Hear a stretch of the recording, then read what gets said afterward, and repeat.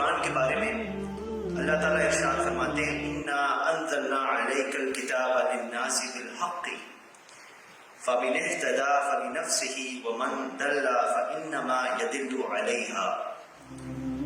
بے شک رب فرماتا ہے ہم نے تم پر یہ کتاب لوگوں کی ہدایت کے لیے حق کے ساتھ اتاری، تو جس نے راہ پائی اپنے بھلے کو، اور جو بہکا وہ اپنے برے کو بہکا۔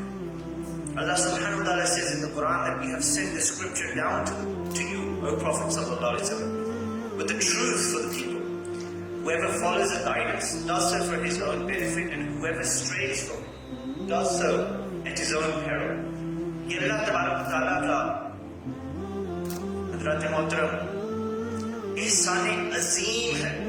It's a massive favor from Allah subhanahu wa ta'ala کہ اس نے مسلمانوں کو قرآن کریم کی ایک نعمت عظمیٰ عطا فرمائی، اور جو لوگ اس کی قدر کریں اور اس پر عمل پیرا ہوں، اللہ تبارک و تعالیٰ نے ان کے لیے